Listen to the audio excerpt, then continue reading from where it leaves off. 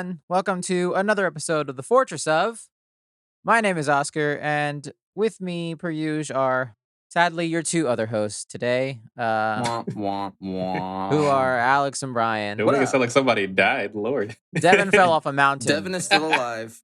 He's alive. He's MIA He's for the time alive. being. He will be here Shortly. later. How you guys doing? I'm doing good.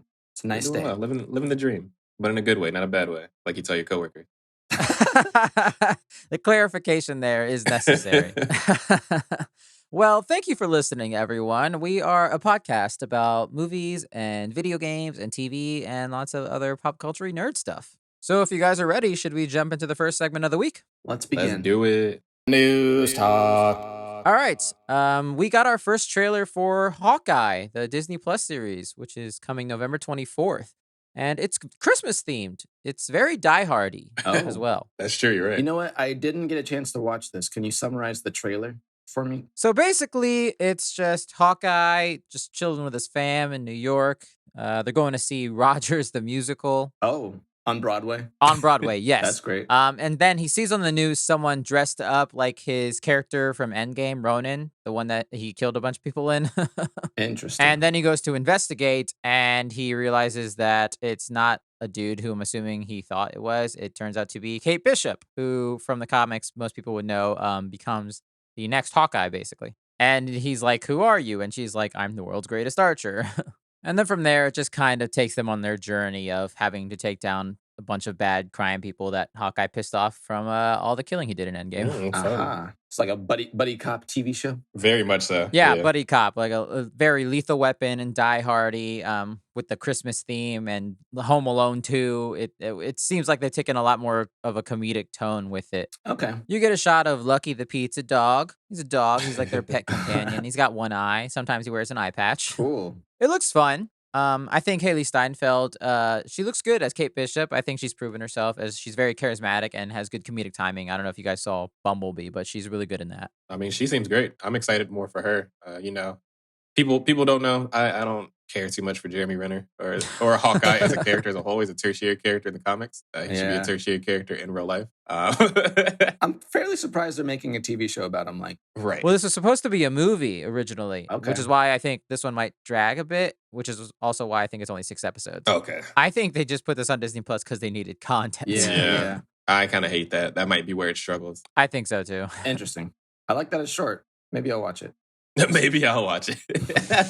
We're going to probably talk about it. You should watch it. Maybe I'll watch the trailer. Yeah. You should. What else is happening? Well, Anthony Mackie is going to be in a Twisted Metal movie? That's the 64 game, right? Yeah, it came out on 64, PlayStation. It came out on PlayStation most 2. of those older consoles, but the first game came out in 95. It's pretty old. It's the one with the scary clown. Yeah, you're a clown and you're riding motorcycles and whipping people with chains. He drives an ice cream truck, first of all. Get it together. Oh, yeah. Ice cream truck. Maybe I'm thinking of a different game. It's like a racing game with You're mixing with hijinks. that, who's the character that Nicolas Cage played with the flaming skull head? This guy's a flaming no. clown Ghost head. Rider? Yeah. Definitely not that. But You're mixing Ghost Rider. Yeah, you might be getting bits and pieces of it. It's like a racing game and Mad Max where you just try to destroy each other at the same time. Yeah, it's Demolition Derby, basically, a video game. Yeah. What? Interesting. Anthony Mackie. He's not playing the clown, which is who I thought he was going to play at first. He's playing John Doe, who's like the least interesting character in all of those games. Weird choices. But the premise might sound familiar to you, Alex, in the fact that he wakes up in like a prison or like an asylum with all these tattoos on him, and he has to kind of like figure out his story or a problem. And it's very Memento? Memento, yes. I thought you were making a joke about how I'm mentally challenged or I was like, oh, you might be able to resonate with this. You have no memory. I feel like that's a little bit rude. But no, yeah, I'm a big fan of Memento. That sounds cool. Yeah, Anthony Mackie's an interesting character choice, considering in the game that I remember, he was a white dude. Like a very, very white dude that turns almost like a skinhead. No. So this is an interesting take on it. Yeah. But we'll kind of see how it goes. Yeah, I don't know how much of a story you can get from that, but we'll see. Yeah, we were talking off stream about it. We're just kind of like, what? No one cares about the story of any of these characters. They just care about shooting each other. Like, that's the whole point of the game. No one cares about where scary clown man with his head on fire. Where he can't Yeah. stop. Next, we're gonna have a Mario Kart the movie. Yo, I'd watch that. Yeah, that would honestly be pretty fire. I mean, they're making that Mario movie. Wait, no, really? Yeah, they're like making like a fully animated CG Oh, What the movie. fuck? This is Yeah. off topic. Wait a second. Sorry, off topic, but yeah, that's happening. We need I to did not discuss know that about at some this. point. Because what? Yeah, This is news to me. and that's got Right. the minimalist of a story. So what the hell is that Oh going my to be? gosh. I just hope Oh Mario my doesn't God. talk. Yeah. That would be weird. Oh no. I hope he has the voice Yeah. of Vin Diesel. They need a veto. Hey, yo, it's a me. It's a Mario. All right, moving on. Christopher Nolan had a bad Speaking of divorce with Memento. Warner Brothers because he was mad because they released all of those movies on HBO Max in theaters at the same time in 2021 and called it the worst streaming service ever. And so now he split up from Warner Brothers, who he's worked on for like every single movie he's done pretty much. And now he's gone and worked, signed with Universal. But he had a lot of demands, to say the interesting. least. So basically, and this is all from the Hollywood Reporter. They said this: $100 million budget, which he also considered a small scale, which is like, okay, Chris Nolan, all right.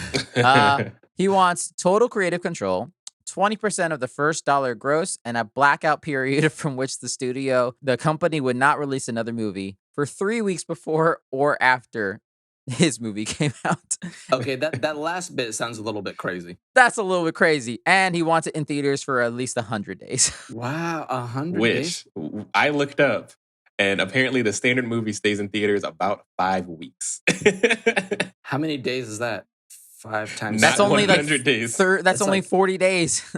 Oh my gosh, he's losing it, man. I mean, but he's also like I'm a big fan of his and Yeah. his philosophy behind filmmaking and keeping things in theaters. Like, I like that stuff, but don't go crazy. But he has to also like address the fact that the world yeah, you got to adapt at some point for the world standards. for sure. Yeah, Right. And I get it. I especially having an artistic vision like that, having it kind of squandered sucks. But also, everybody had stuff squandered because it was a pandemic. Like, Right. you know.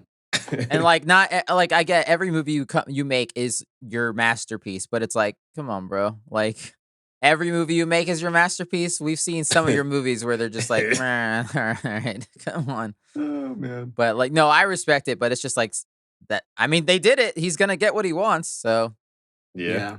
I'm excited to see what he's doing next. I still haven't seen Tenet, but I really want to. Tenet's Yeah, it's really good. I watch it with subtitles potentially because he Right, does I not heard. know how to to listen to his own movies The unbiasedly. mixing is not there. Yeah. But this movie that he's working on with Universal, it's apparently going to be about Robert Oppenheimer. Oh right. So he's going back to a period piece of like World War II, like he did with Dunkirk. Yeah. But I just wonder how he's going to implement a weird time bending element into this movie because he's done it for every True. single movie. That's his thing. Yeah, so I'm like, how does he fuck around with this one? I saw a great meme that was like, "Oh, Christopher Nolan, you're doing a movie about the atomic bomb." He's like, "Yeah, I'm super excited." Like, so you're gonna do like a CGI bomb, right? And then the next caption is just him like straight faced, and they're like, "Right? You're not gonna do like Right. a real bomb, right, Christopher Nolan?" He's just silent. He's gonna nuke something.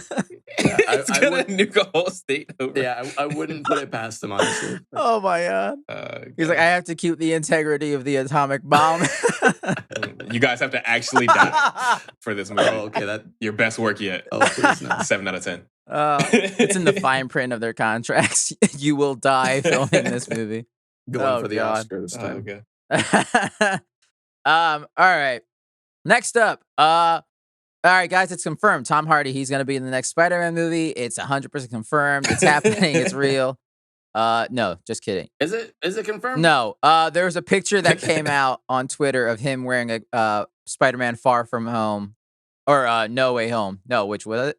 Was it Far From Home? No, the No Way Home, the new one that hasn't come out yet. He's wearing a hat, and so people are like, "Oh my goodness!" Wait, that's Part it. of the crew. He's wearing a hat. He's wearing a hat, I could go buy a hat right now. right? That's why Come it's on, like, internet. Be better, internet. I'm confirmed. Also in the movie. yeah, I got Brian's that. in there. I have seen Brian in hats before, so he's in a lot of movies. That's guys. true. I've been in a lot of That's movies. true. I'm just letting you guys know. Yeah, it was people. I think people are just chomping at the bit because they want to see him in it maybe and just see. Yeah, me too. Yeah, it'd be cool. And maybe we weren't wrong when we talked about that trailer. Maybe he's a cameo at the end or something. I think Alex, you said that. I would Maybe. love that. Yeah. I mean, if he is in the movie, Tom Holland will spoil it eventually. Fair enough. That's very true. That's speaking of that real quick. There was a video of him coming from when they were talking about the second movie, where an interviewer asked him, "It's like, yeah, so what do you think about like Andrew Garfield and Tobey Maguire coming in the universe?" And Tom Holland just like straight faced, no looking. Oh, I think actually we Devin sent it to all of us. I think, yeah. I sent it to everybody. Yeah. Oh yeah, that's yeah. Oh my god, it's so funny. That shit killed me because he's so bad. I remember one time he was on live stream on Instagram. And I think it was when one of the Avengers movies, or maybe the Captain America Civil War was first being, it hadn't even been announced yet. And he got like a poster, got some swag. He's like, oh, what is this? What is this? And it's like a letter on the back of it from like Mark Ruffalo, like, don't show this to people. And he's like, oh, that's crazy. While he has the poster backwards. Right. And the poster's like, Captain America. Don't show this to people. Civil War. And he's like, oh. And he like instantly turns off his stream. That's why, like, that's why Christ, I love bro. this guy as Peter Parker. He's so like, He's so perfect. nerdy and funny and dorky. And he's also seems like the biggest fan of MCU and Marvel. And him being in that universe is just so perfect because Peter Parker's a nerd and he's like geeking out nonstop. Yeah.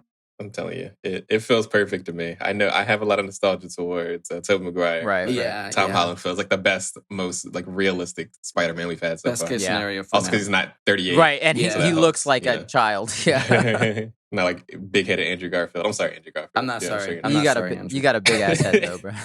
You do got a big head though, Yeah, bro. big hair and big head. I feel it. Same. All right. Next, Denis Villeneuve. Still don't remember how to pronounce his name. He's directing Dune, so he's been doing some interview and stuff. And he's the most recent director to hate on Marvel. He hates them forever. Not really, but he just said some shit that people are mad about, apparently. He was critical about them, which I think is rightfully so. Yeah, like... What's the exact quote he said? I know more or less what he said, but do we have the exact quote? Yeah, so he said, perhaps the problem is there are too many Marvel films that are nothing more than a cut and paste of others. Maybe these types of movies have turned us a little bit into zombies. Which... Well, the zombie bit. Yeah, which I kind of see where he's coming from when I think it's just the superhero genre in general. A lot of it can be kind of cut and pasty. Yeah, definitely. I mean, they're not exactly deep movies. They're pretty superficial as a whole. I mean, Marvel probably has... Marvel and DC, they both have very in-depth things that they tackle at some points, but a lot of it turns into superhero fight villain. You kind of know what you're getting into in the last 20 minutes. Yeah, and I think that's why it's so easy to grab like an audience for these kind of movies because at the end of the day, it's pretty light. Like you don't have to come in knowing everything about comics or deep lore to enjoy Captain America fighting bad guys. You know what I mean? So yeah, they have a formula and they're very good at it. But it's also a formula, you know what I mean? Yeah. Like, they're not out here trying to make waves. Yeah, you kind of know what you're signing up for when you watch a superhero film or a Marvel film. It is what it is. He's not wrong, but no, he's not. Like he sounds a little mad, which I don't understand. Yeah, as much as I'm like looking forward to seeing Eternals, I kind of have a clue of what's going to happen at least in the last 20 minutes of that movie. I would love to be surprised and like something new because it looks like something different so far from what we've seen. But you kind of get an idea of what's going to happen in the last 20 minutes of that movie. There's going to be... I mean, that's where like the Logans and the... what else? Jokers. Like they've done things that felt different where it's like, that's an interesting take on older stuff. But like, I don't know. Yeah, I agree with them. I don't think that's wrong to say. I don't think it's wrong to be critical of other directors. Yeah, I don't see an issue with it. It's like, art. He didn't say anything that was like... He wasn't like shitting on it. I think he's just expressing his opinion and like... But like, I think there's also like... that. Marvel fans and stuff like can get a little uppity, I feel. they're protective of their IP. Fandoms are pretty intense. Yeah. But he also at the same time he praised Chloe Zhao, Disney hiring her to direct the Eternals because he thought that was awesome because he loves her work and stuff. So I agree. And I agree with him. So because I'm excited for Dune. I've loved like pretty much every movie he's made. So he's a phenomenal director. You know who didn't like what he had to say? Neil Blomkamp. What did his tweet say, Brian? He said, quote, "What a fucking asshole." He just retweeted, he just quote tweeted the article and just replied, "What a fucking asshole." Which is pretty funny. Which I don't think that's the right way to approach that, but you can disagree with it. Right. Because I was expecting more aggression from what he said, but like I was just like, oh, He seems kind of tame about it, but People just hurt feelings. and I think Neil Blomkamp, he was on that track of doing big budgety type of stuff. I feel, and now he's not. I don't know. I love District I like the 9. I stuff think he's he's a doing. great director too. But Yeah. I'm excited for District 10 whenever that comes out. Make that movie, please. Yes, please. I love District 9. That's one of my favorite movies of all Yeah. time. Right. But Absolutely. All right, last quick news story. Nicolas Cage is he's never gonna retire from acting, he says. That's awesome. Keep making the shit you make, bro. he said, I'm going to die on this screen. Film it. He signed up for the next Christopher Nolan movie. Oh, God. It's my best work yet. I'll never retire because I'm dead in next year. What a weird piece of news. I mean, like he explained that like he says he's better, like his lifestyle's better when he's constantly working. So I'm like, good for you. Like if that's what keeps you not from buying weird dinosaur eggs and being bankrupt and shit. But do you, man? Yeah, I mean, I don't love Nicolas Cage movies. I'll be honest with you. There are not many that I like feel too fondly about. But I feel like the last one I saw was like a National Treasure movie. I rewatched the first National Treasure a year or two ago. Still holds up, actually. It's a good movie, man. Still good. I don't feel like it's because of Nicolas Cage, though. It's not because of him, but he's like so pulled back. He's just like a normal dude, I feel like, in that movie. Yeah, that's true. That's all he plays, though. Nicolas Cage feels like a pancake. I feel like he always plays a normal dude who's like very weird for no reason. He goes manic at one point. He takes a normal dude script. He's like, okay, how can I spice this up with random acts of weirdness that make no sense? Yeah. Dinosaur bones. Yes. Love you, Nicolas Cage. Yeah, keep it going, man. Keep it weird. Ghost Rider 3, let's go. Happy you're doing well. Love to hear that. That's it. That's all the news we got for this week. Let's move on to our main topic of the. Oh, yo, Devin, you survived that fall from the cliff. Do you want to join us in our main topic? All right, cool. Full body cast. All right, guys. I think it's time for us to move on to our main topic for the week. But guys, we're in another Fourtress. We've stumbled upon another one. This one is honestly quite terrifying, very panic-inducing, and it scares me. But I love it at the same time. This week it seems like we're in the Fortress of Parasite. Parasite. Usually I throw in a few, lines from the movie, but I don't speak Korean, so I'm not gonna. That's probably go best. down that road. Let's leave that one alone.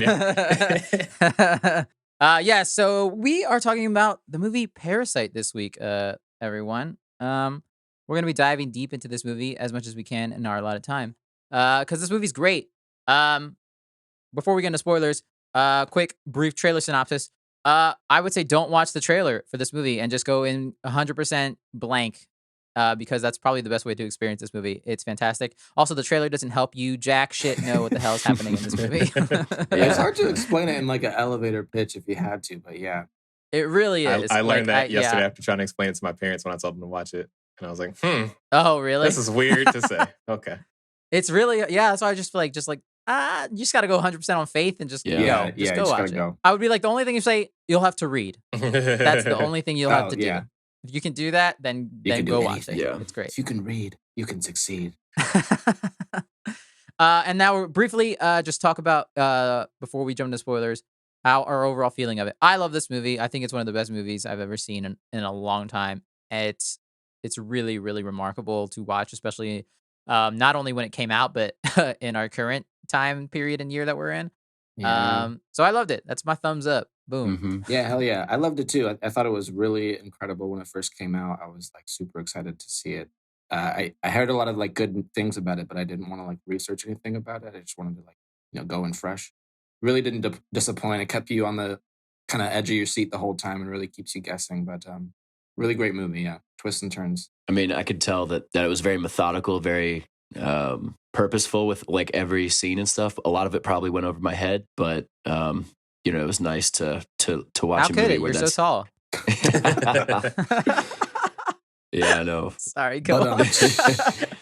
No, but it definitely, I would say refreshing was my, because I don't usually watch movies like this, so it was kind of nice to. It was very different. Mix it up. Yeah, it's very different, very unique. Definitely agree with the refreshing statement. Yeah, support that. Well, y'all know I already like that shit. I love reading some subtitled Korean films and things like that. I just really like the style of a lot of those kind of movies. I think they're really interesting in how they treat a lot of different issues. And then the director, Bong Joon-ho, especially, I've watched his other work and I've really enjoyed. I didn't love Snowpiercer, but I thought it was. it had an interesting take. I do think it came out too close to Hunger Games being a big thing, and I think that kind of ruined some of the appeal of it. But I can see that, I guess. Yeah, of his other directors, it was kind of the art style of it that really made it feel goofy. And also, I'm like Chris Evans. Anywho, I find it hard to believe you didn't like the art style of Snowpiercer. It feels like a live action anime, which I feel. But that was kind of the issue, right? That just coming off of the heels of a Hunger Games. It just really felt similar in the way how goofy the characters look now, over the top, the rich and the bourgeois in that movie. That's just so kind of felt a little off on that, but. The director is really good at making these kind of really big allegories that I think are really interesting and explore things that we don't explore enough. And this movie just took it to the next level. So because out of the four of us, Brian, you were the only one who hadn't seen this. This was your first viewing. I remember it being in the Academy Awards, and I was like, okay, this looks like a really good movie and something I'd be interested in. But it was set on my watch list forever. So you guys finally gave me a reason to pick it up and put it on my TV. And I'm definitely super happy that I did, because that's a really good movie. It's definitely going to be one of my tops for probably a long time. Yeah. Nice. Yeah. Good reviews all around. So there you go. Spoiler warning from this point on out. If you have not seen this movie, I would very much recommend you go see it. It's fantastic. Spoiler warning now. We're going to tell you everything. Welcome back from the spoiler. If you're still here. All right, let's get into this. This movie, I would say that we've all acknowledged that the most obvious overarching theme about this is capitalism and the class struggle throughout that. So we're gonna get into all that stuff. Does anyone want to jump in first with their first bit of that? What they feeling? I mean, yeah, right off the bat, I feel like 100% the movie is really about the class system and the struggle that the lower class has a lot of the time. It kind of starts off right in the beginning with the main characters being underground and living in their basement and stuff.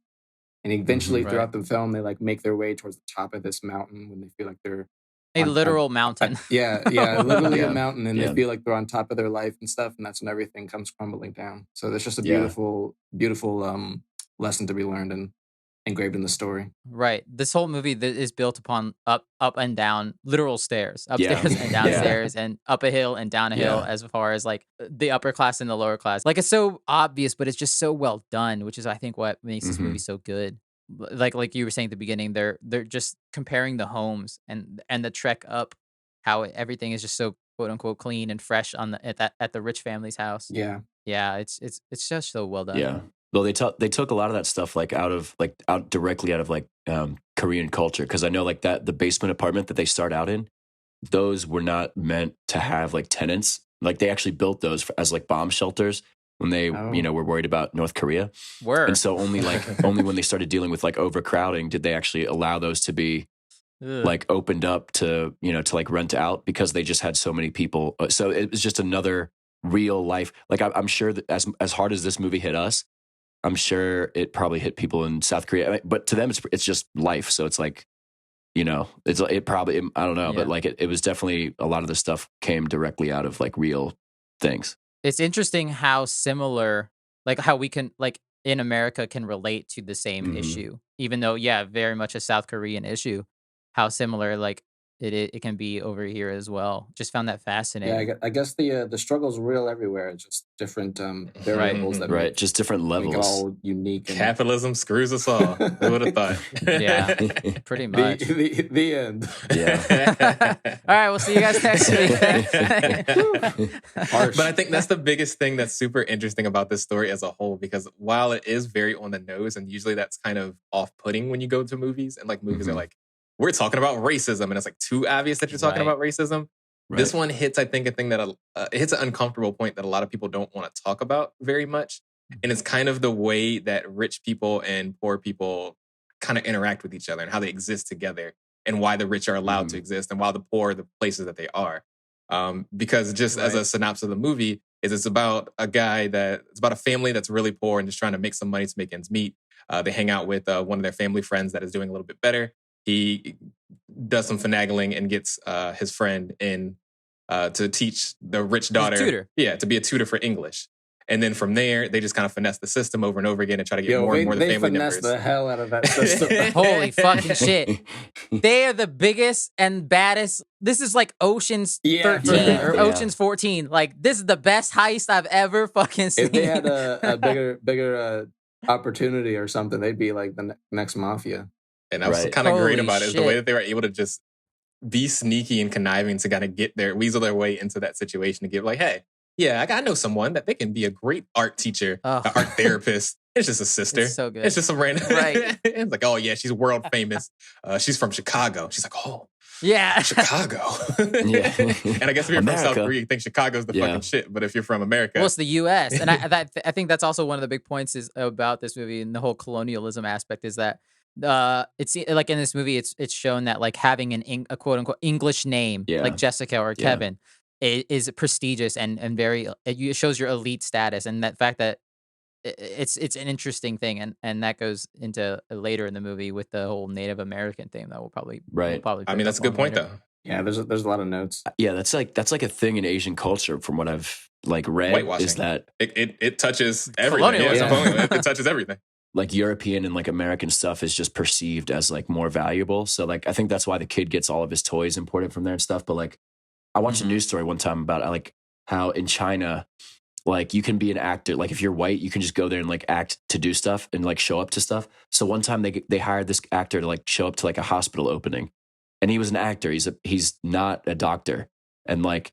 Oh, like a real hospital? Yeah, like a real hospital opening. And then he goes up, he's like the keynote speaker, and his speech was just like neuroscience from like verbatim from Wikipedia. Oh my God. Like, and all these real doctors are like, oh my gosh, they're like taking notes vigorously and stuff. It's like, oh my God. Crazy. So that's definitely like not, I wouldn't say that's just limited to South Korea in this case. So, but you know, definitely a problem. I did like the line where the dad or one of the parents is talking about when the kid's in the tent outside.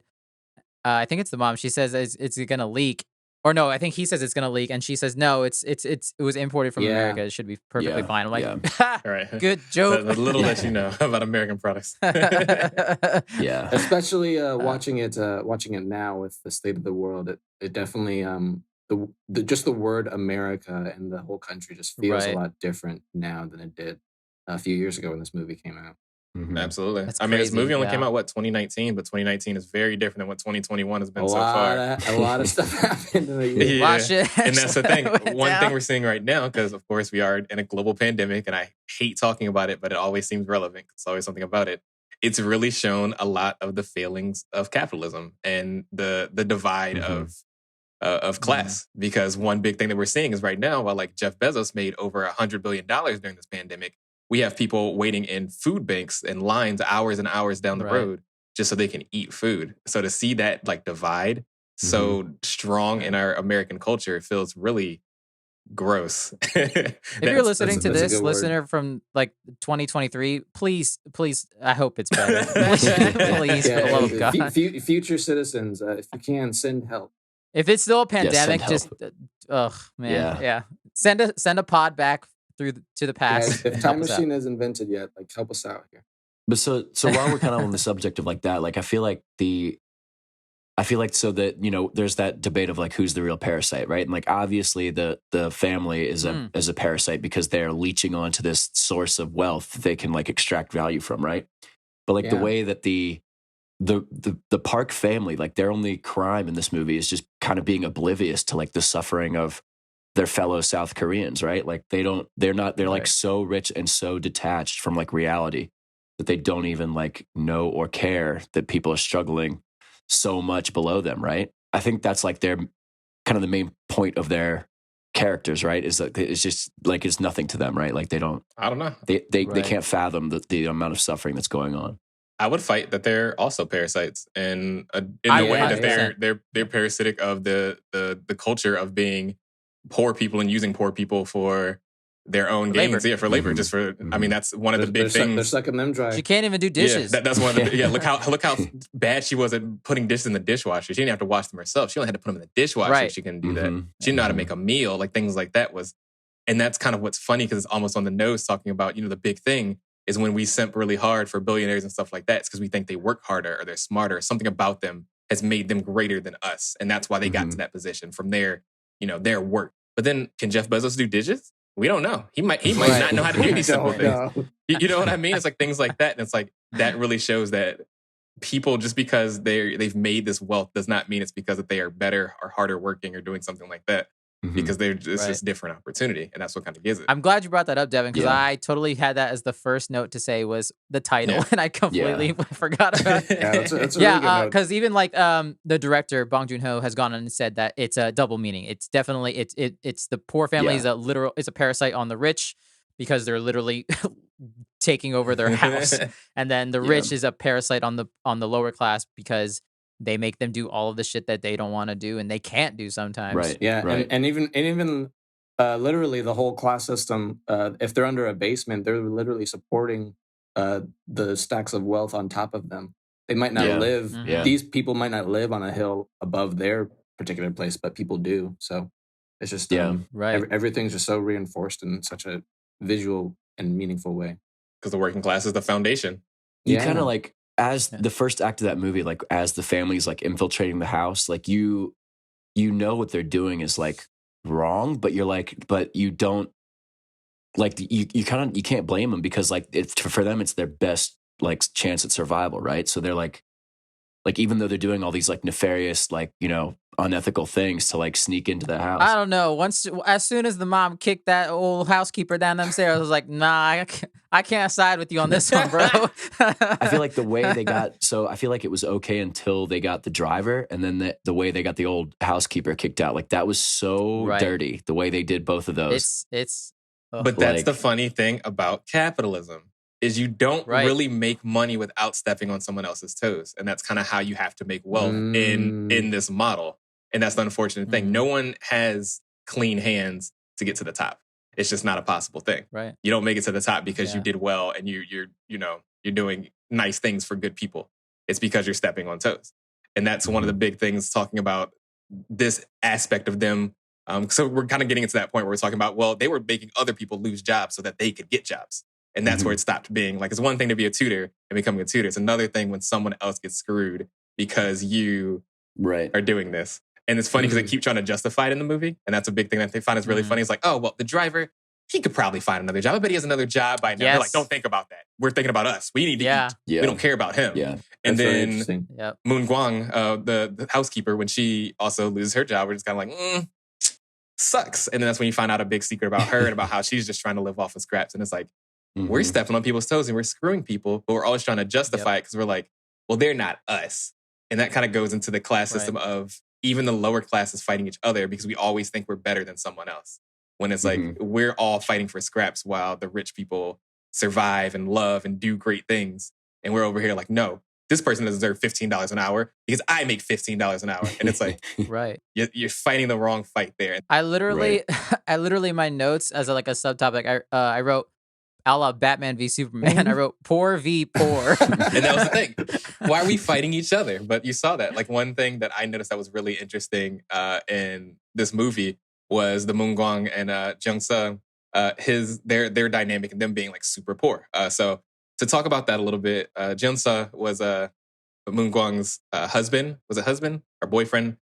They loved each other, whatever. I believe. Yeah. He was living in the basement of the Park's house. The bomb for shelter. like 4 years or something crazy? Yeah, something wild, like years and years and years. And she was like, well, he's got tax, like loan sharks coming after him. Like he can't live outside or they'll either kill him or put him in prison. Like we have to make sure he can survive. So I've just been feeding him scraps that I can bring to him forever. And the big thing that she kept talking about to the mother was that it was like, come on, sis, we're sisters in this. Like, oh, that's my favorite. And like, it seems when you're on the side of the Kims, it seems like, nah, like, fuck these people. Like, we just trying to win. But when you look at it, it's like, y'all are all in the same struggle. We all have to eat.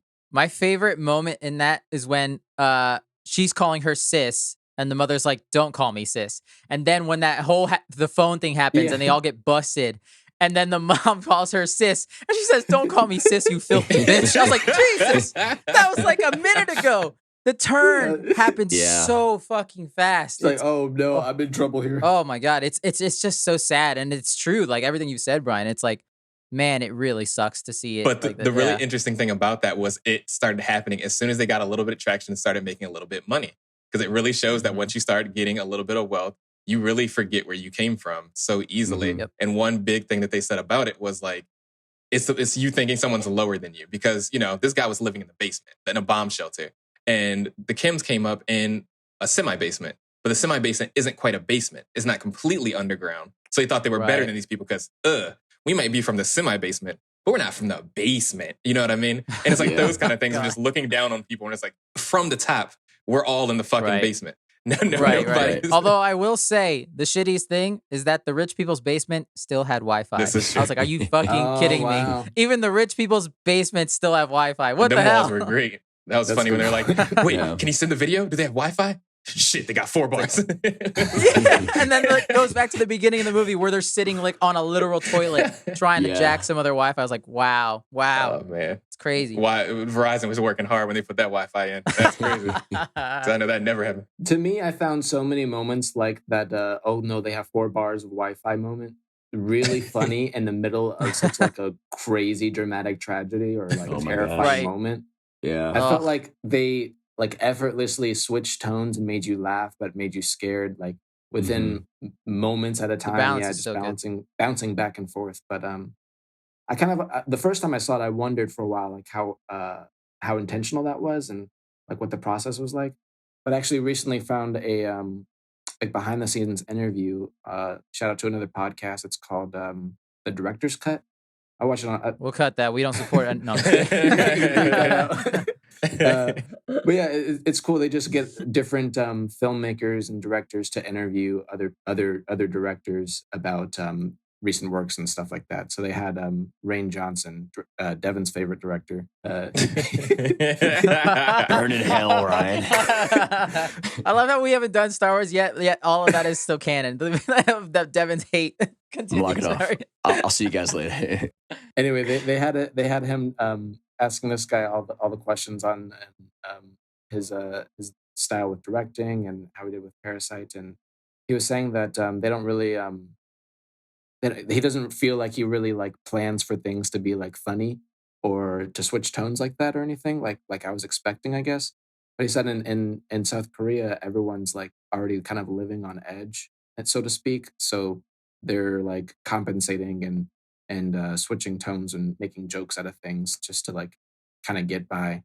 So everything was just completely natural to them and might not even be funny, but in America, it just felt really like comical. It's that big millennial Gen Z kind of humor where it's like, why are we making memes about World War III and shit when that can actually happen? And that's kind of like, that's what this movie kind of feels like though, right? Like, making light of really dark situations is always kind of interesting, but it's a way to cope with real life issues. Right. I guess it's like just a great example of a dark comedy, like just super like, oh, should I be laughing at this? I don't know. Yeah. I mean, the build up to the movie. So, you know, they infiltrate the house and you're like, okay, like, you know, where's this movie going? And then, you know, then they're having that party, like while the parks are all gone. And then that whole thing just blows up. And like, it's like a good 30 or 40 minutes of just like, my heart was pounding the whole time. I was like trying to like tell myself like, it's just a movie. But like, you're like, oh, they're going to get caught. And it was like they're hiding under that table. And like, it just escalates. Everything escalates. Oh my God. Yeah. It just kept going and going and going. And then like the kid, like the son goes out and he's like in the tent. And so he could always go off at any moment. And like, the light could go off and then you're going to be, and then it did, right? Like he was about to sneak away and then like the kid turns on the flashlight and the parents wake up and geez. That was crazy. That was so well done, that whole part. Yeah, no, it was super stressful and it was super cool. I really like the direction of that scene specifically. I think that was super good. Mm-hmm. There's a really great shot of the couple on the couch and it literally just pans down. Literally, they're both sleeping beneath them under a table as the camera pans down. It's just like, man, that's really on the nose, but that is a beautiful shot, I will say. That is a beautiful shot. Well, that symbolism was everywhere. Like that, even down to like that ramen treat that she made, because like she had like a name for it. The ramen. And then she's like, well, I couldn't just eat ramen because that's like a peasant thing to do. So like, I'm going to have some filet mignon literally on top of it. Like the steak is on top of the peasant food.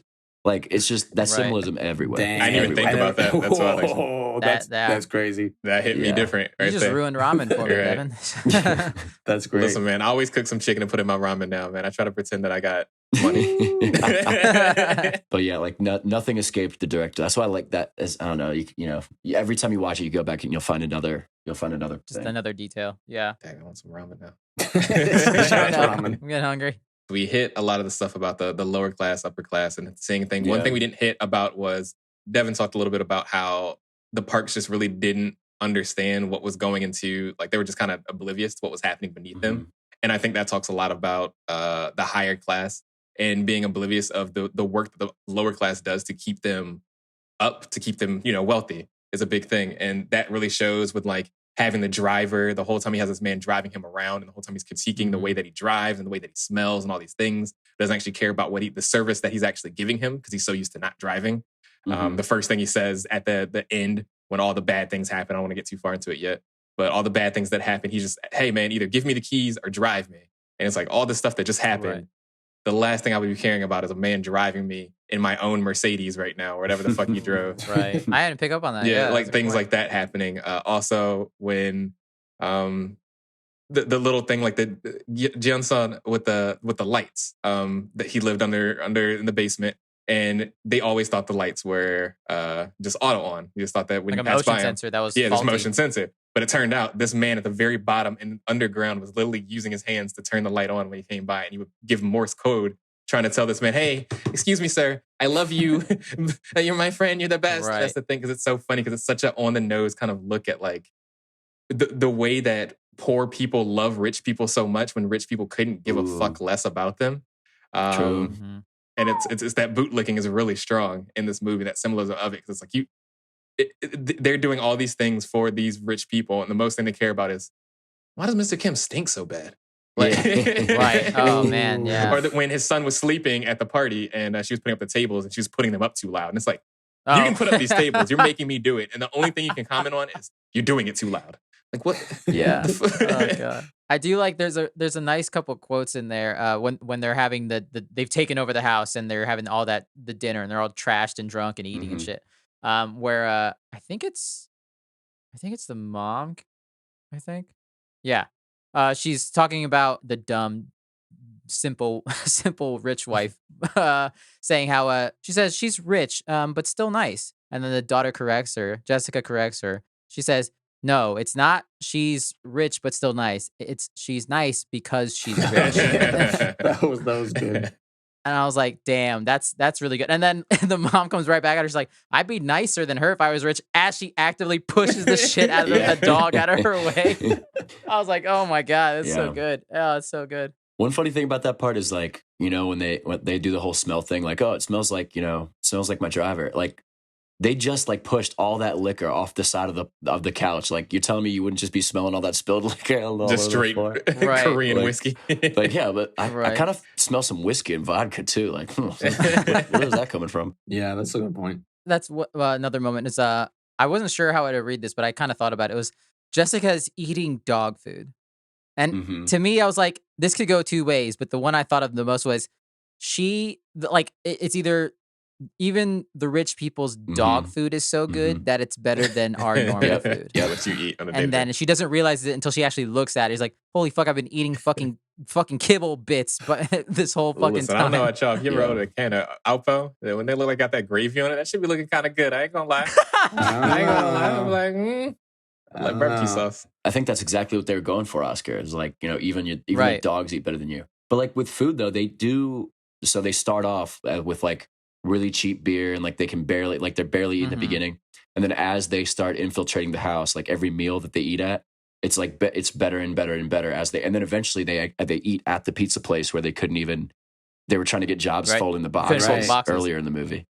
So I think food, like wealth of food, was definitely a big like food itself was just a big symbol throughout the movie. The one I already touched on earlier with the ramen and the steak too, but like. Yeah, for the family, like moving up and like eating better and better was definitely a thing. Yeah, absolutely.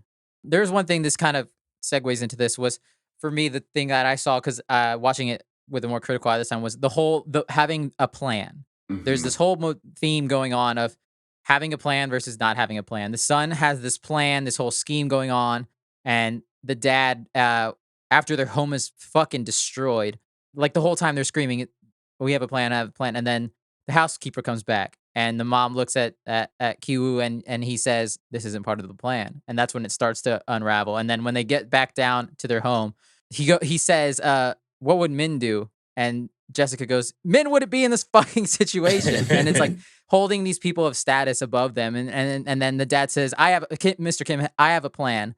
And then he asked him, "What's the plan?" He's like, "The best plan is to never have a plan, because then life basically can't fuck with of that plan." Yeah. And it's so interesting, this whole dynamic of those two different ideals. Right. Because by the end of it, all this shit goes down and Mr. Kim's in the basement and he's like, I'm making a plan. I'm going to do this and this and this and this, and I'm going to get you out of there. And for at least from what we've seen in the past in this movie, he's had other plans that didn't go well. He had a cake shop in business. And he has all these failed businesses. And then so it's like, and the director has even come out and said this, that the son's plan's not going to work. His plan is not going to work. He's not going to get his dad it's out. That kill shot, and right? that's it. And it's like, oh man, I didn't need to hear that. I could have lived in a fantasy, but like, yeah, that's why he did that last shot of the movie where like it pans down, like he has the vision, and then it pans down to him in that like shitty apartment. It's like, this is where you live, boy. Like you're never getting out. Yeah, that's such a stark and sad and truthful ending. Yeah. So are we talking about that point right now? Because I do want to. I have more feelings about that. Yeah, go for it. Can I just interject real quick though? Absolutely. Oscar, you said that the cake shop, right? And then they also tried like a fried chicken joint. So both of those, yeah, they had a bunch of different. Oh, they had a fried chicken joint. That's probably good as shit, though. Like both of those were like waves that like trends that happened in South Korea, and like people that opened both of those lost everything. Like, oh wow, like there was a cake shop trend and there was a fried chicken joint trend because like I can't remember exactly why, but like rates were low at some point, and then everybody was trying to open up like a mom and pop like fried chicken shop, and then the market got oversaturated. They all failed, right? Wow. So like those are based on real things that happened in South Korea again. So I just want to throw that in there.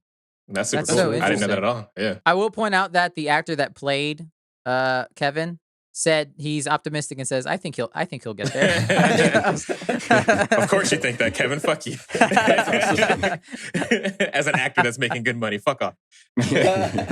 No, but that's kind of the thing that it talks about, because I think that's once again just a really big thing that it's big in American culture. I think we're seeing that it's also big in South Korean culture, that we have this dream of the American dream is, getting wealth and living a good life and doing the best. And, all those things being like, one day I'm going to be Elon Musk. And that's kind of what Kevin was thinking about. Why the fuck would you want Well, I don't know why you want to be internet's weird ass uncle, but a lot of people like that, man. It's whatever. Go off, bro. But it's that dream of being like, yeah, I can, if you just pull yourself by your bootstraps and work really hard, you too will be able to be rich like these people.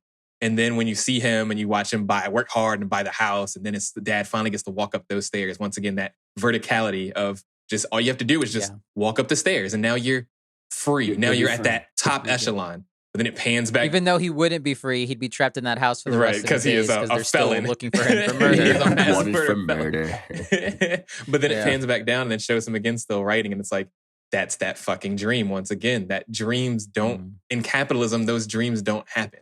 Unfortunately, no matter how hard you dream, no matter how hard you work, it's luck, if anything, generational wealth often, like all these things that kind of go into it. And it's not just because you work harder than everyone else. And it's unfortunate and it sucks, but it's also real life. And like, I don't like, there's a lot of movies that make this kind of, that like explore this theme, but that at the end of the movie, they're like, oh, well, you were just, you were happy where you started, right? Like that's where true happiness is, just like with your family, right? I don't get that from this movie at all. Half of his family is gone at the end of this movie. They were not in a movie. good spot. Like you're not getting the vibe that like them being poor, in that small apartment is like that they should be happy with that, right? Like that's not the message that you get from this at the end of this movie.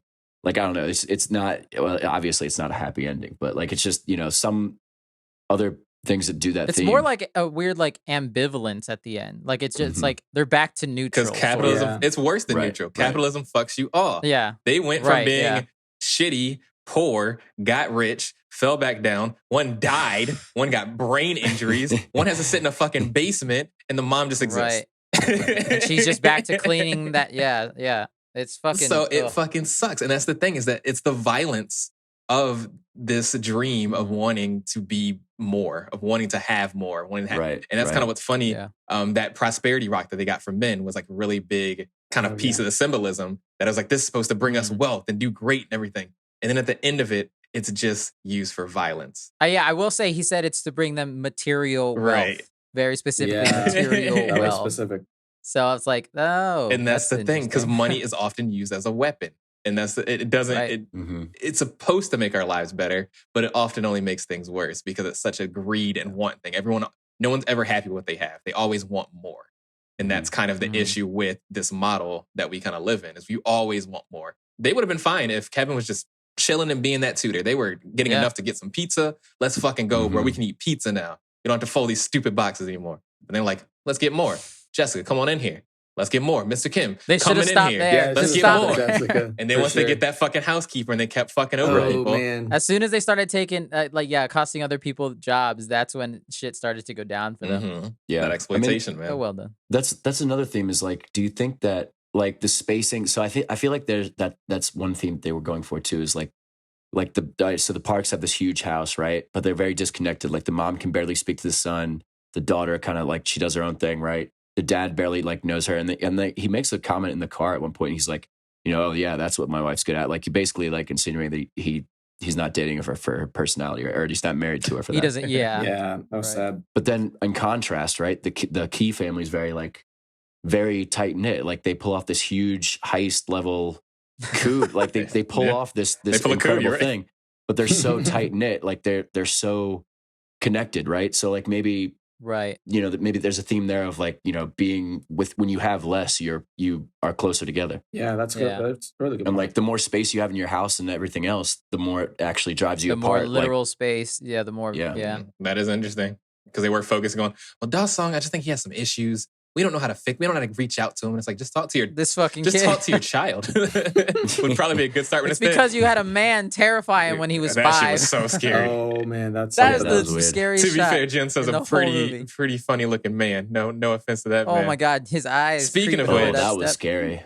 I do have to say a thing that Jinsa is a bootlicker. And this man literally died being a fucking simp for the rich millionaire man. And all he did at the very end was saying, hey man, I respect you. In his last dying breath, talking about how much he respects this man.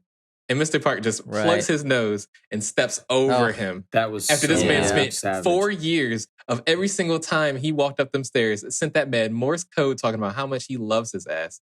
And like how much is that exactly like America right now? And how we sit there, we got, not to get into much conservative, democratic stuff like that, but to see these conservative people sit here and fight for these rich people that don't give a fuck about them, don't care about them at all, but they're willing to take a bullet for Elon Musk. And Elon Musk can give a fuck less hate on Elon Musk. I mean, because he's just one of those people, and he's done a really good job of making himself seem like he's a good down-to-earth person, when it's obviously he's not. We know his dad owned a diamond mine. Like, we know he comes for generational wealth, but he's really good at saying, I'm just one of the boys because I tweet a lot. And it's like, yeah, we sold flamethrowers. Come on. We're so cool. And it's just that kind of thing that it's so funny because people are so willing to put themselves in the line of fire of these people when these people don't care about them. And it's like, it's this weird thing of this lie that's been told to us for so long that if you fight for these people, one day maybe they'll fight for you. And it's like, that's not real. Fam. Like, one day you won't suddenly become a billionaire just because you stop them from being slandered on the internet one day. And Jiansa really kind of pushed that feeling of it. It was like all you thought about was this man, and this man didn't think about you for a single second. Yeah. Yeah. I mean, let's talk about that end part, like just the craziness of all of it. Like, it bothered me a lot. Ki Jung dying bothered me quite a bit because I was like, she was definitely the brightest. Yeah, it sucks. Like, she was definitely the most talented, the brightest of the family. She was cold as ice. I love her. She's my favorite character in the entire movie. Great. And then Kiwoo obviously gets his head injured, and then the dad, he kills Park. How did he survive? Sorry, how he's alive by the end of this movie is insane. I thought he was 100% dead. I thought no matter what, that man died because he hit him twice with it. Yeah, and it was so like, it's funny when, like at the beginning when he's like, when his friend gives him the stone, like, oh, it brings you wealth. He's like, oh, so metaphorical. And then when that guy bashes it in his head, I'm like, so metaphorical, bitch. Like, you were chasing that wealth the whole time. It's like, so visceral. There's actually a little tiny like foreshadow I thought in the beginning when they first get the rock, and then like there's some guy peeing near their house, and he almost takes the rock up there to like scare him off with it and like use it as a weapon. You think, and then they're like, no, don't take that, and they give him something else to like a bottle or something. Wave around. Yeah, I forget what it was, but. It was really funny that, well, not funny, but kind of sad, but also funny, ironic that it's used as a weapon against him in the end. Yeah. Luckily, he survives. Luckily. That rock was definitely like the symbol that, Brian's been talking about, like this whole like, dream of like, because he got the rock from his friend who was affluent, and like that's their whole in, right? Because he's obviously from a different class than that guy. So it's like, he wanted to be like him, so he's trying to chase that dream. And that rock was just like the vision, like a concrete, like, symbol of that chase. And he grabbed it from the house when it flooded and all this kind of, he's hugging it at night. Like, that was like his dream was to chase wealth. And in the end, the wealth bites him back in the ass. And then it bashes him in the head. Right.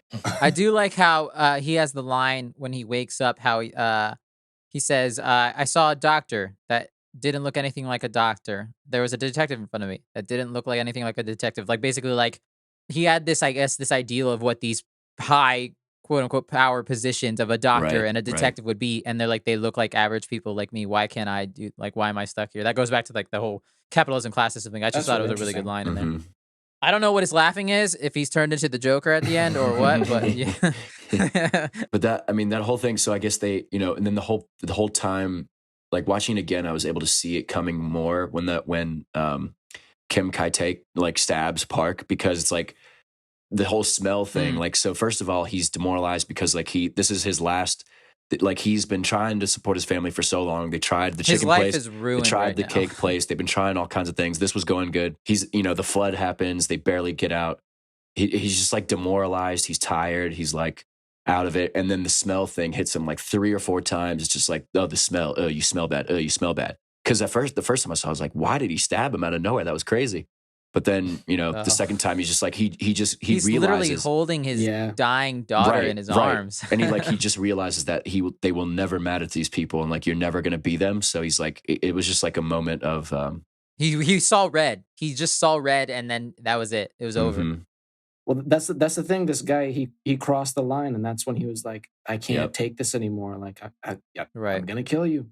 And the whole time, this other father character, he's his whole thing is like, oh, I don't like when people cross the line, or this guy gets closer crossing the line, but he never does. Right, I'm always wondering, like, what does that mean for him? What is crossing the line? I thought maybe that was getting stabbed. That might be somewhere in front of that line. But it's just like this person who's in a more opportune situation doesn't have to think about himself crossing the line. He's always wondering, like, oh, don't let anybody else get into my personal space.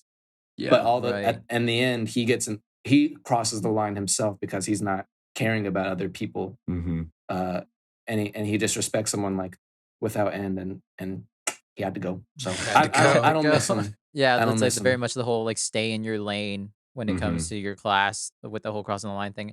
But he's a hypocrite in the fact, the whole weird sex thing that happens in the middle of this movie. Where they want to be dirty people. Yeah, and it's like almost like they're fetishizing the lower class. Yeah. He's like, you still got them cheap panties, and it's like, oh, what is this? They've touched that in a TV show, and I'm trying to remember what TV show it was where that happens. It sounds familiar. I feel like it's like a Parks and Rec or something like that, where it's like a woman likes this really dirty, awful man because he's dirty and awful, and she's like kind of rich and like has a very nice job and doing very well in life and stuff. And she's like, oh, yeah, don't wash your hands. And it's like, what the fuck? It's like the bad boy effect. Yeah, it's that kind of thing. But it was kind of like that. Yeah. Do you still have those dirty cotton panties? And it's like, damn, bro, like cotton panties are fine. What the fuck?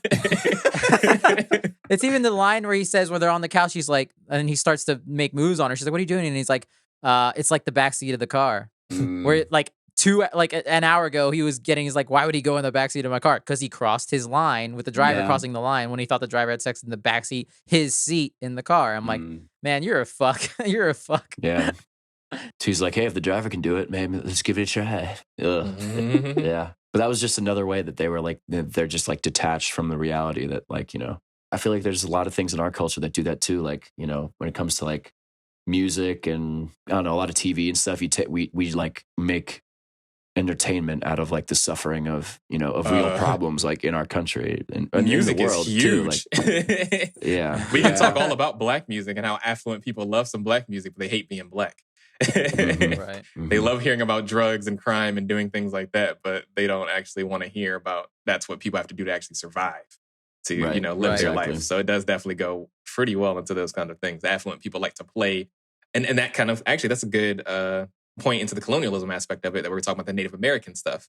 is taking a really big group of people and a culture of human beings and then turning it to something so small and so compacted, like compartmentalized. So simple. Yeah. Like using it for like entertainment when it was like she clearly doesn't know the troubled history of, Native Americans in the United States. Yeah, we put on the headdresses and we have fun where it's like you are missing so much of the point of this and the richness of this culture by doing this because you don't have to care because it doesn't affect you is the big thing about it. Right. I'm glad you went back to that because I wanted to get back to that note about how everything's from the U.S. and how the Native American culture has been just torn to nothing. It's torn to stereotypes at this point in the movie, and that's an interesting point to make. Right. That's why it's it's so like the shot of him like holding his nose with the headdress on, like at the end, like there's a lot going in there. Right. Yeah. Oh yeah. How funny. Yeah. He loves Indians, and it's like they're not Indians. You Right. live in Asia. Indians. Come on. Oh, I wanted to really quick. I put this under my fun little details. Min's character. There's a funny moment because when Min's first introduced, he tells the dude who's about to piss on their house to get a grip, and the dude stops, and they're like so impressed by Min, this college boy. And then later, when the drunk comes back, Kevin goes out there and he says, "Get a grip." He's trying to just be like the whole movie. He's trying to be like Min in that moment, and it's not working whatsoever. It's not working whatsoever. Yeah, it's kind of alluding to what's going to happen. You can't just pretend to be all these people. You can't pretend to be right. That was a big thing for Kevin, especially that he kept asking about whether or not he belongs in this kind of situation. Like, what was his plan? Because he was going to try to date that girl. It's like, are you going to tell her that you? Well, I think his plan originally was he's about to go murder the two of them in the sub basement when he first got to the party. When he's like, I have to go downstairs. She's like, no, you don't. He's like, nope, I got to go downstairs. So damn clumsy. He was about to murder. Yeah, because he was going to go down and bash him with the rocks, because they were going to get in his way. But no, I was saying, because he was going to try to date the daughter. And it's like, eventually the daughter's going to find out this is all your family, bro. Like, what's your plan there? Yeah. I mean, that was the thing. He thought about that. He's talking about getting married and stuff. And he's like, we're going to have to hire a different family that you guys can't come to the wedding. I don't know if that's insane. Like, that was just insane. That's insanity. That was too much. It would never, it's like, at that point, you got to be like, nah, man, that's not going to work. This plan's not going to work, the things people do for wealth, man. I don't think this is off base by any means. That's true. And there was another quick theme that the movie was talking about, and it's about like how like to get up in life, it's more about like qualification, or not so much about qualifications, about recommendations, sort of a thing there. Like how Jessica is all of these people are just recommended, and the mother, the simple mom, has the line where she goes, "I only trust someone I know well." She says that to, I think, Jessica or Kevin. I can't remember who. And it's like, you fucking idiot. Because Jessica's technically not qualified, but she's damn good at what she does. But think about how much of that goes into like our culture, even in America, where we think we make fun of how you need a master's and a bachelor's and 8 years of experience for an entry-level job. And it's like, yeah, you do. But once you're in that like higher echelon of wealth, it's mostly just rich people giving money to rich people. Like, it's just you giving money to your friends. Is what it kind of comes down to. And it's for that exact reason. It's just knowing people, that networking aspect of it becomes really big. And if you can finesse that system, you can end up like that. End up making a lot of money being an art therapist. Man, that was all she did was sit shit. at TV and let that boy draw with some crayons. And she said, "Yes, you see this in the corner? It means he's traumatized." I love. She said I googled art therapy and improvised the rest. So I was like, man, she should be an actress. Like, that was incredible. If you're confident enough about anything, man, you'd be surprised what you can believe get. it. Yeah. Hey. Absolutely. My last like note concerning this movie before I have a piece of trivia for you guys. Is it weird that a white German family moves into the house at the end? Like, what does that mean? A white does that German go back family? to the colonial? I don't know enough about South Korean history and their history of German people. I just found that very interesting that because like I feel like that's a very specific move. Right. I agree. That like because they were like no one here would move until some dumb family from some other country came in and like lived here because it was I guess they didn't know about the news of what had gone down there. Yeah, interesting. But I just found that very interesting that that's the end note. Maybe it's like maybe it's like a thing for Kiwoo. Like, this house is even less like for you than it was before. Like, it's this. You're never gonna get this house, and like this is who it's for, right?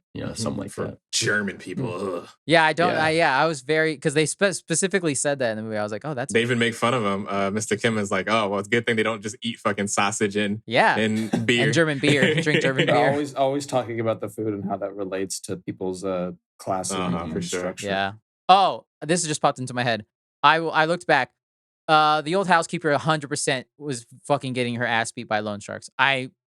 Listeners, write Oh. in. Because that did not look like an allergic reaction Oh, so when you're I saying she watched got it her ass again. beat? Because you said that, and I wasn't convinced. She had nowhere to go, went back home, and the loan sharks found her and beat the shit out of her to find info on where her husband So what was. makes you feel that? Because just looking at her face, I mean, I was like, that does not look like an allergic reaction. Because it's not. Jessica it happened rubbed days a later. lot of peaches on her face, But it happened so much and time then that later. peach It's not the but same just that day. peach dust made it look like she had tuberculosis. So if you rub 3 whole peaches on her face, that woman's gonna die. I don't know.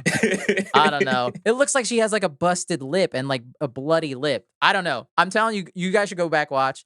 That's what I think. Interesting. Yeah, I feel like it's loan sharks, but I do think that the allergic As someone that's reaction is- allergic It's to a lot possible, of things, but I I don't feel know. like that it's definitely possible to get fucking super bad hives and then just really have scarring from Maybe. it for a long time. Maybe. Yeah. I don't know. You know, but okay, what real quick though, so there's one thing that I thought about that. It's about like the whole Parasite theme, right? Of like survival, right? Like survival at all costs. And it hit me twice. Once with the husband who's hiding in the basement. It's like, what is your life if you're just hiding this basement indefinitely, like maybe for the rest of your life? Like, you know, shouldn't you Survival. Wouldn't you want to try to Definitely. do something else to get out of that situation? And then the second time is when, like, you know, he stabs Park and his daughter's sitting there dying, and he literally just beelines it for the bunker. It's like aren't there more Yeah. important things than your own survival Right, in some right. moments?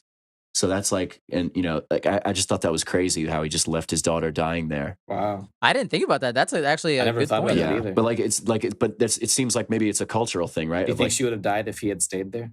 I don't know. I mean, probably. Because maybe if he stays there, he continues to Yeah, put pressure I was on the about to wound say. like he was before he It left. depends on if he knows anything about triage. If not, then yeah, she's still gonna die. I just feel like, you know, if that happened, like Interesting. I feel like in American culture, if we make this movie, then I feel like the dad just stays there and it's like, oh, the plan's done, whatever. I'm going to jail forever. That's fine. But I'm going to stay here with my daughter to see how this happens. But he's just like, he stabs a guy and he runs for it. And he just like, you know, like Right. goes off. And like, maybe he didn't think the wound was as serious, but it's just this thing of like survival at all costs that is definitely in the movie. But that almost Wow. feels Mhm. more realistic. Like I think American culture and American movies are more into doing like the quote unquote right thing. It's not the real But thing. in how many situations in real life do you see people necessarily do the right thing, or like Alex said, or do they do the real thing? The real thing is Right. most often people try to do the thing that protects them. I mean, that's almost like a human instinct. If you go into a place and there's a active shooter, most people tend to try to just protect themselves as opposed to protecting Right. other people.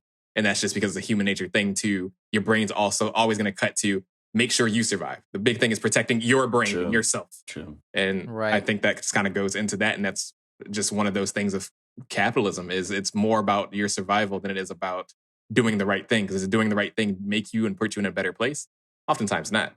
So oftentimes you're just trying to survive. It's true. And I would also give it the point that he did just come off from stabbing a He man. hadn't And so slept in he's a like in a little bit weird either. state anyways. Yeah. So Yeah. I don't know what I would do if I just stabbed a man and all this was happening. That's a lot to process in a very short amount of time. yeah, I feel like it's Right. unrealistic to put yourself in that position. I think it's flight or fight. Did I say that right? Flight or fight? Flight or Yeah. fight? I mean, it's fight, flight, Fight or There you flight, go. fight. Yeah. it's You run get your- away or I don't. think at the end of the day, most of us, myself included, probably is flight. I would probably run away in a lot of situations. I'm gonna keep fighting. I'm gonna just keep stabbing people, as many people as I can. Just stab everybody. I mean, I feel like You'll never fucking get me. either way, I'm going to prison. Might as well go out in style, man. Yeah. Oh man. I stabbed Dawg Song. I stabbed the child. I stabbed the I'm gonna wife. stab them dogs. I'm gonna do everything. I don't give a fuck about anything at that I point. stabbed my No. daughter a second time. Oh my gosh, bro, that's too much. Oh no. Oh man. Does anyone have anything last minute to say? If not, I got one piece of cool trivia to tell you guys before Well, we I don't go. know if your part is part of the trivia that I was thinking about, because does it have anything to do with the ending song? No. Okay. So the ending song, what the heck is it called? Soju One Glass. So Soju One Glass was, and I wish I could find how I found this information out, because I can't remember where I was looking where I found it. So I don't know. I'm giving kind of like I don't know, paraphrasing it a little bit. But it was like a song kind of talking, and it seems so upbeat and so weird. It's weird for the ending of the movie, because the movie, of course, is super sad at the end. And it's like, why are they playing this Right. light guitar, electric guitar, and this guy's singing all happy? But it was kind of more talking about like the struggles of life and the pained existence of the air quality of Korea and how awful it is trying to like work your way up to do better. And originally that song was supposed to be called something like 587 years. I don't know if that was the exact amount of years, but it started to be called a Soju One Glass based on their Min and Kevin being together and drinking soju at the beginning of the movie. But 587 years, or however many years it was supposed to be, was the amount of years. 564. Yeah, it was the amount of years it was going to take for Kevin to actually work up to be able to buy that house. If he work every day for the rest of his life. And that really just hits home in that capitalism aspect of it, because that's a funny thing that we talk about with these things. And it's like, oh, well, we think these people deserve this money because they worked super hard. And it's like, Jeff Bezos does not work 10 billion or 27,000 times harder than his lowest working employee, which makes 28,000 a year, while as Jeff Bezos makes like 28,000 a minute. And and that's the thing. When we think about these huge numbers, we don't think about what that actually means. $1 billion is so much fucking money. It's so much money compared to what the normal person makes on a daily, yearly basis. And he's got $63 billion or whatever the fuck. So Jeff Bezos is worth over $200 billion right now. God, he made $100 billion of it during this pandemic. So within 1 year, this man has doubled his wealth by billions, by hundreds of billions. A cent a billionaire. A cent a millionaire is super rich. A cent a billionaire is, and that's what's so funny, is when you think of someone, you think someone's rich, you think of someone like Drake or something like that. That man has I don't know, he's a net worth of $150 million. Yeah. That is nothing compared to $1 billion. That's 10 times less than $1 billion. $1 billion. And hundreds of times less than $100 billion. So basically, Jeff Bezos is like 350 Drakes plus. You know what I mean? But that's the thing. It's you don't think about it that way because it's such a weird thing to think about. But that's so wild that you think of Drake as a super rich person. Drake is so rich that he bought his neighbor's house because they were making noise complaints about him. That's how rich Drake is. And Jeff Bezos is hundreds of times richer than that. 150 Drakes. That's wild. And that was like an $8 to $10 million house. That man bought it only because of noise complaints. So when you think about how much money you make and how little that is in the grand scheme of things, it hurts. It hurts. So I just had an animation pop into my head of Jeff Bezos. He just opens his suit, turning into a bunch of 150 drinks. He's got wings, it's like moths, but it's just a bunch of drinks. Oh man, that's really funny. It's just people you can't wrap your mind around those kind of things until you really set it down in a kind of place like that, and that's where we really need to think about this class disparity. That's more than generational money. That's you could own a planet. I mean, he probably makes more. He's worth more than some entire countries combined. I'm sure. Yeah, 100. Yeah, absolutely. I read a recent thing yesterday or something like that where they said that you can literally take the money from all the billionaires in our country, just in the U.S. right now, and they can still be billionaires and solve world hunger for 216 years. Give everyone homes until 2035 or something. It's just all these things that they can do with all this money, and that wouldn't touch a single person with $1 billion. And all these people would still be billionaires if they touched any of that money and did anything good with it. But greed is rough. Yeah. Greed is rough. Yeah. Well, I don't want to end on that bummer ass note, Brian. I have a lot of thoughts about capitalism, everybody. I got one little cool bonus trivia for you guys that will hopefully make you all excited. I didn't know about this. Apparently, HBO is making a 6-hour series about this. Part of this. It's apparently going to take place in between significant scenes in this movie. Yeah, and Bong Joon-ho is on board to produce. He's also written, I think, the first 2 scripts already. I don't know if there's any update, but I'm super excited. Also, Tilda Swinton, the bad guy in Snowpiercer. So they're back together again. She's I think the only one officially signed on to it. So it's also halfway taking part in I think the UK and in Korea. So which I'm very interested. I have no idea what's going to go on, but interesting. I thought that was really cool.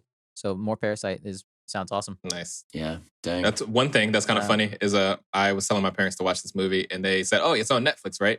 There's an anime called Parasite with a Y that is not this. Did you tell them yes? Did you say, yeah, that's it? Please don't watch that because it is that anime is very gory and very gruesome and it has nothing to do with class at all.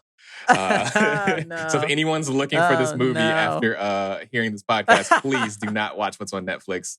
That is not the right one. Unless you like anime, then you might enjoy it. But it's still the wrong one. All right, guys. You guys all good? I think we're all set to wrap up. That was a awesome. We could talk about that. Literally, could talk Such about a this great movie for movie. so long. It's Yeah. such a good movie. Yeah. Go see it. It's great. I think we're ready to move on to our next segment of the show, which we like to call Free for All. Free for all. Title Brr, pending. brr. All right, so we should probably call it Free 3 all this week. Because all right, bye, Devin. I hope Love you, those Devin. swollen testicles are okay from that cliff fall. All right, we'll see you later, man. Nicki Minaj would be proud. That's a timely reference right now. Yeah, so this is a segment, listeners, where we kind of just do whatever we want. We can talk about a game we played this past week, or a movie, or a TV show we've watched, or just the fact that we've gone outside and maybe played a sport or went for a walk or anything. Outside is good. Outside is great. Get some Never heard of sun. it. Nope. So yeah, I can go first. My What's free up? for all this week was I played the Call of Duty Vanguard public beta this weekend, actually. Okay. I hear it sucks. Oh, I'm actually having fun, mostly probably Yeah. because I haven't played a Call of Duty in a long time. And you know how sometimes you get that itch where it's like, oh man, I kind of want to play just like a old like a first person shooter or something like that. And so it's kind of scratching that itch of Call of Duty for me because it's gone back. Interesting. At least like the weapons and stuff are very much from the World at War game, which I really liked at point when they first introduced the zombie element. And I thought that one was Oh, really yeah, fun. yeah. And so it's very similar to that. So I'm having a lot of fun with it. Yeah, it's scratching that itch for me that I will be over with in like a week. So it's fine. Just enough time. It's kind of like Yeah. the same thing. This happened years ago when right before God of War 3 was about to come out, and I was like super jazzed for it. But I really wanted to play like a button mashing beat 'em up type of game. And I remembered I had like this really not great Conan basic God of War ripoff.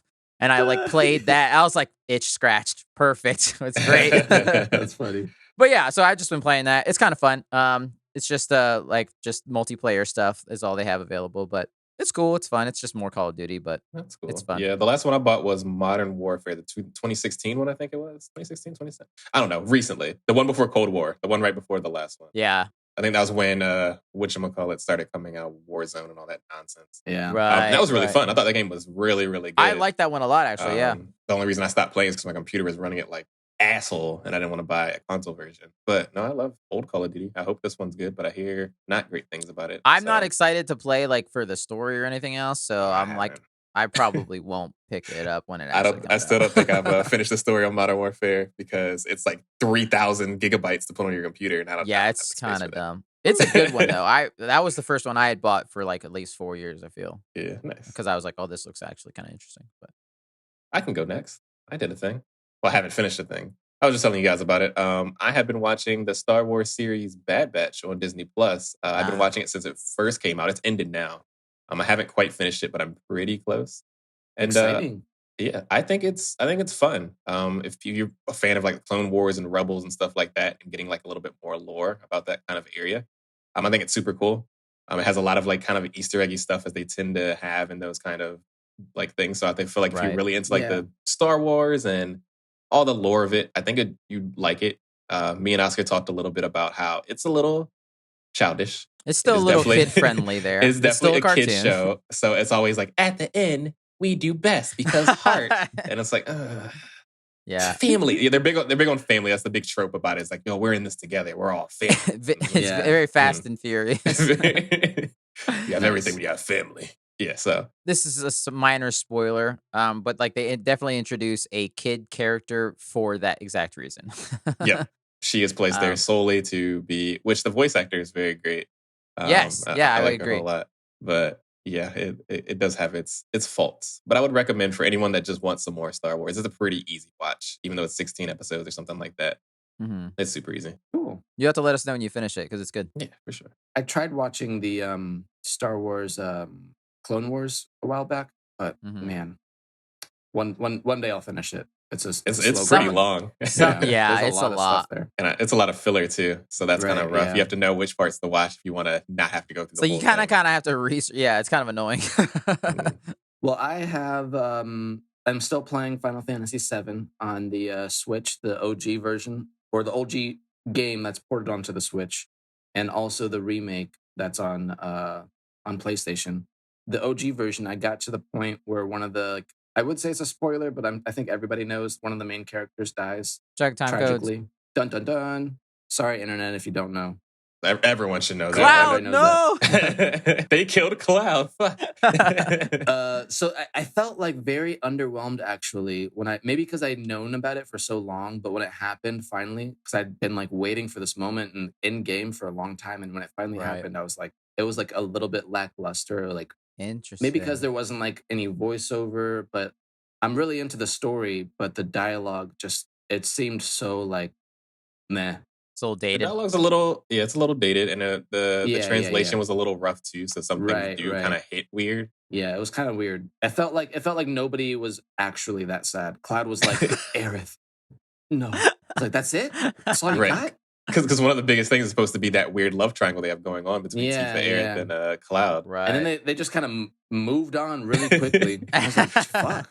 Well, Right. one part of my man's throuple just got ended, and he's just not Yeah. upset. He's like, I still got another one. Like, we good. I personally thought Aerith was pretty annoying, so I wasn't super mad when she died the first time. I was like, Yeah, she's a little bit annoying. Yeah. She's a great magic user. So I was I was like, about to say, she's your pissed healer, isn't she combat-wise not? more than anything. Sure, I'm about to say I always gave her all the healing things. Yeah, man.